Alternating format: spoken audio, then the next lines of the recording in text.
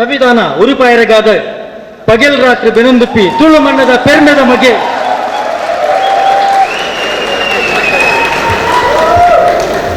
ಕಾರ್ಯಕ್ರಮ ಮುಗಿಯೋಕೆ 15 ನಿಮಿಷನೇ ಇದೆ. ಪರಿಚಯ ಯಾರಕ್ಕೆ ನೋಡಿ ಹೇಗಿದ್ದಾರೆ ನನ್ನ ದೇಶದ ಯುವಕರು. ಕಾರ್ಯಕ್ರಮ ಮುಗಿತಾ ಬಂದಿರೋದನ್ನು ನಾನು ವಂದನಾರ್ಪಣೆ ಮಾಡ್ಬಿಡ್ತೇನೆ. ಬೆಸ್ಟ್ ಬಹಳ ಜನರು ಕೆಲವರು ಧನ್ಯವಾದ ಹೇಳಬೇಕು, ಒಂದು ಪಕ್ಷಕ್ಕೆ ವಂದನಾರ್ಪಣೆ ಮಾಡಬೇಕು.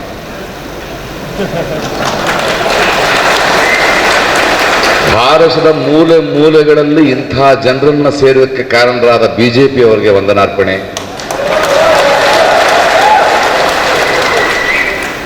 ಭಾರತದ ಸಂವಿಧಾನವನ್ನು ಚೇಂಜ್ ಮಾಡ್ತೀನಿ, ಜಾತ್ಯತೀತತೆ ಅನ್ನೋರ ಅಪ್ಪ ಅಮ್ಮ ಯಾರು, ಇಸ್ಲಾಂ ಧರ್ಮ ಈ ಭೂಮಿಯಿಂದ ಅಳಿದು ಹೋದರೇನೆ ಪ್ರಪಂಚದಲ್ಲಿ ಶಾಂತಿ ಸಿಗುತ್ತೆ. ಪ್ರಕಾಶ್ ರೈ ಅವರು ಸಂವಿಧಾನದ ಪರವಾಗಿ ಮಾತಾಡಿದ್ರಲ್ಲಿ ಗೋಮೂತ್ರ ಸಿಂಪಡಿಸಿ ಎಂದು ಹೇಳಿ ನಿಮ್ಮ ತಲೆಯಲ್ಲಿರುವ ಸಗಣಿಯನ್ನು ನಮಗೆ ಪರಿಚಯಿಸಿದ್ದಕ್ಕಾಗಿ ಅನಂತಕುಮಾರ್ ಹೆಗ್ಡೆ ಅವರಿಗೆ ಧನ್ಯವಾದಗಳು.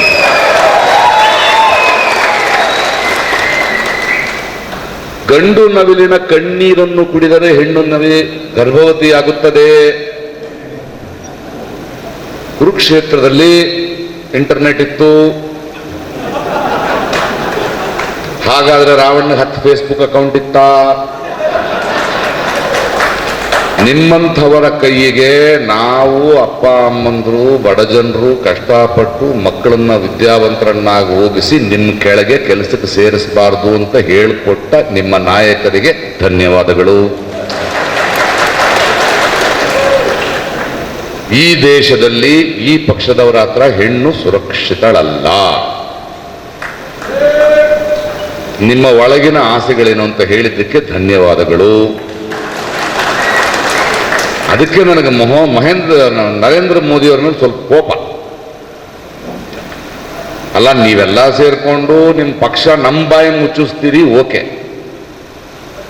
ನಿಮ್ಮ ಪಕ್ಷದ ನಾಯಕರು, ನಿಮ್ಮ ಕಾರ್ಯಕರ್ತರು ಅವ್ರ ಮನಸ್ಸೊಳಗಿರೋ ಮಾತನ್ನ ಮಾತಾಡಬೇಡಿ, ಮಸಾಲ ಕೊಡಬೇಡಿ ಅಂತ ಅವ್ರ ಬಾಯಿನೂ ಯಾಕೆ ಮುಚ್ಚಿಸ್ತೀರಿ ಸ್ವಾಮಿ?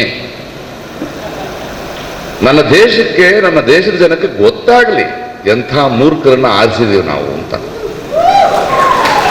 ಅಲ್ವೇ?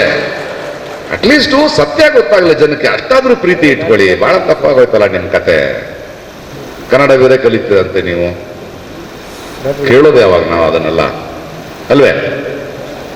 ಇತ್ತೀಚೆಗೆ ಪ್ರಕಾಶ್ ರೈ ಅವರು, ಜಿಗ್ನೇಶ್ ಮೇವಾನಿ ಅವರು, ರೀಚಾ ಅವರು, ಕನಯ್ಯ ಕುಮಾರ್ ಅವರು, ಇವರುಗಳೆಲ್ಲ ತುಂಬಾ ರೋಷದಿಂದ ತುಂಬಾ ಗಟ್ಟಿಯಾಗಿ ನಮ್ಮ ಮುಂದೆ ಮಾತನಾಡುತ್ತಿದ್ದಾರೆ, ನಮ್ಮನ್ನು ಬೈಯುತ್ತಿದ್ದಾರೆ ಅಂತಲೇ ಕಿರಿಚಾಡ್ತೀರಿ ನೀವು. ಯಾಕೆ ನೀವು ಬಾಯಿಗೆ ಬಂದಂಗೆ ಮಾತಾಡ್ತಿರಲ್ಲ, ಅದೇನಿಲ್ವಾ ಲೆಕ್ಕ? ಅಂದ್ರೆ ಈ ದೇಶದಲ್ಲಿ ಬಾಯಿಗೆ ಬಂದು ಮಾತಾಡೋದಕ್ಕೆ ಒಂದು ರಾಷ್ಟ್ರ ಪಕ್ಷದ ಅಧ್ಯಕ್ಷನಾಗಿರ್ಬೇಕ ನಾನು? ನಾಯಿ ಬೆಕ್ಕು ನರಿ ಅಂತ ಹೇಳಕ್ಕೆ ಅಲ್ಲ ಮಿಸ್ಟರ್ ಅಮಿತ್ ಶಾ ಅವರೇ. ನಾವೆಲ್ಲ ನಾಯಿ ಬೆಕ್ಕು ನರಿ ಹಾವಾದ್ರೆ ನೀವ್ಯಾಕ್ರಿ ಬರ್ತೀರಿಲ್ಲೇ? ನಿನ್ ಮಾತಿಗೆಲ್ಲ ಪುಂಗಿ ಉತ್ತಾ ಇದ್ರೆ ಕೇಳೋ ಹಾವುಗಳು ಅನ್ಕೊಂಡ್ಬಿಟ್ರ ನಮ್ಮನ್ನ? ನೀವು ಕೊಟ್ಟಿದ್ದನ್ನೆಲ್ಲ ಕಣ್ಣು ಮುಚ್ಕೊಂಡು ಕುಡಿಯೋ ಬೆಕ್ಕ ಅನ್ಕೊಂಡ್ಬಿಟ್ರ ನಮ್ಮನ್ನ? ಇಲ್ಲ, ನೀವು ಮಾತಾಡೋದಕ್ಕೆಲ್ಲ ಬಾಲೆಲ್ಲಾಡ್ಸೋ ನಾಯಿಗಳು ಅನ್ಕೊಂಡ್ಬಿಟ್ರ ನಮ್ಮನ್ನ? ನಾವೆಲ್ಲ ಪ್ರಾಣಿಗಳೇ, ಆದ್ರೆ ಮನುಷ್ಯ ಪ್ರಾಣಿಗಳು. ಏನ್ ಮಾಡೋಣ? ದಯವಿಟ್ಟು ಬಹಳ ಮುಖ್ಯವಾದ ಮಾತನ್ನ ಜಿಗ್ನೇಶ್ ಅವರು ಹೇಳಿದ್ರು. ಇವ್ರನ್ನೆಲ್ಲ ಸುಮ್ಮನೆ ಡೈಲಾಗ್ ಹೊಡ್ಕೊಂಡು ನಕ್ಕೊಂಡ್ರಕ್ಕಾಗಲ್ಲ ನನಗೆ, ಇವ್ರು ಬರಲ್ಲ, ಬಿಟ್ಬಿಡಿ. ಸುಮ್ಮನೆ ಕತೆ ಹೇಳ್ಕೊಂಡು ಹುಲಿ ಬಂತು ಅಂತ ರೇಗಿಸ್ಕೊಂಡು ಎದುರಿಸ್ಕೊಂಡು ಮಾಡಿದ್ದುಣ್ಣೋ ಮಾರಾಯ ಅಂತಿದೆ. ಮೇಲಿಂದ ಬರ್ತಾ ಇದೀವಿ 21 ರಾಜ್ಯಗಳು ಅಂತಿದ್ರಲ್ಲ. ಕರ್ನಾಟಕದಲ್ಲಿ ಹೆಂಗಾರು ಗೆದ್ರೆ ಅವ್ರಿಗೆ ಕಾನ್ಸಲೇಷನ್ ಪ್ರೈಸ್ ಬರುತ್ತೆ ಅಂತ ಟ್ರೈ ಮಾಡ್ತಾವ್ರೆ. ಯಾಕೆಂದ್ರೆ ಅಲ್ಲೆಲ್ಲ ಇವರು ಬಿತ್ಕೊಂಡು ಬಂದಿದ್ದಾರಲ್ಲ ದ್ವೇಷದ ಬೀಜಗಳು, ಇವ್ರು ವಾಪಸ್ ಹೋದ್ರೆ ಆ ಬೆಳೆ ಕಾಯ್ತಾ ಇದೆ ಇವ್ರನ್ನ ಮುಗ್ಸಕ್ಕೆ. ಯಾವುದನ್ನು ನೀವು ಬಿತ್ತುತ್ತೀರೋ ಅದೇ ನಿಮ್ಮನ್ನು ತಿನ್ನುತ್ತೆ.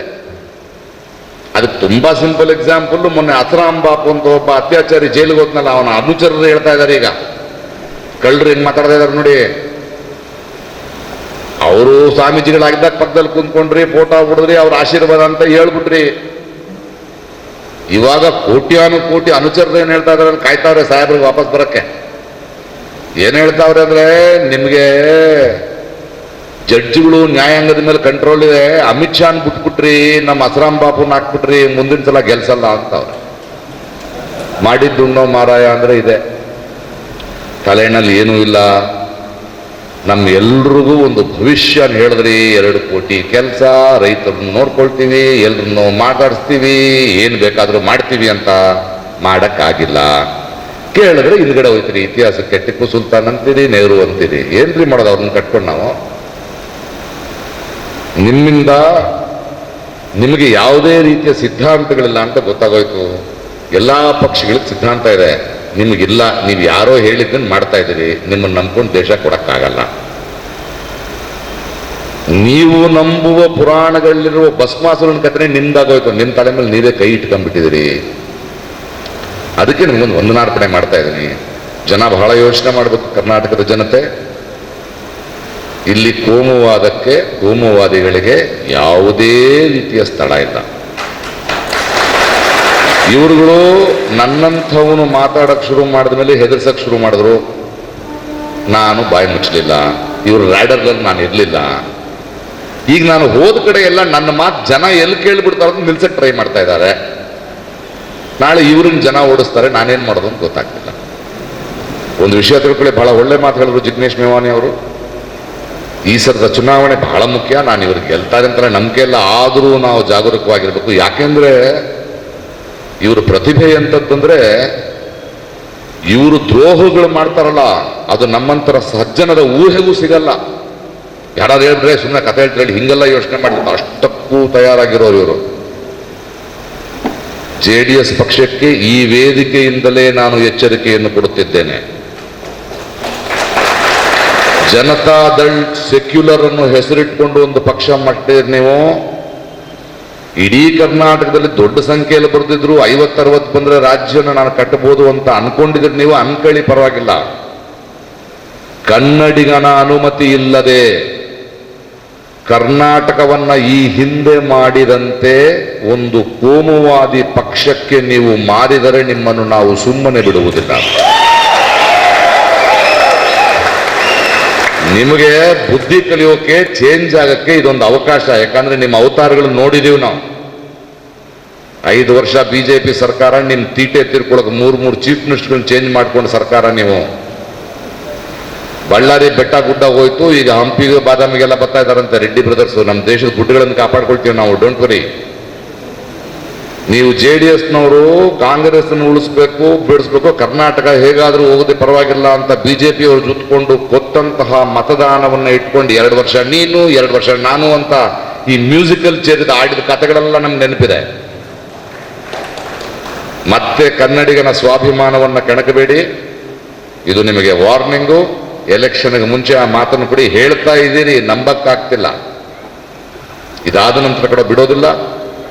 ಒಂದು ಕೋಮುವಾದಿ ಶಕ್ತಿಯನ್ನ, ಧರ್ಮದ ಹೆಸರಿನಲ್ಲಿ ಮಾಡೋ ಶಕ್ತಿಯನ್ನ, ಇವರು ಏನೇ ಮಾಡಲಿ ನನ್ನನ್ನ ಹಿಂದೂ ಧರ್ಮದ ವಿರೋಧಿ ಅಂತಾರೆ. ಸುಳ್ಳು ಹೇಳೋದೇ ಇವರ ಅಭ್ಯಾಸ. ಆದರೆ ಜನಕ್ಕೆ ಗೊತ್ತು ನೇನು ಅಂತ. ಯಾವ ಧರ್ಮದ ವಿರೋಧಿ ಅಲ್ಲ.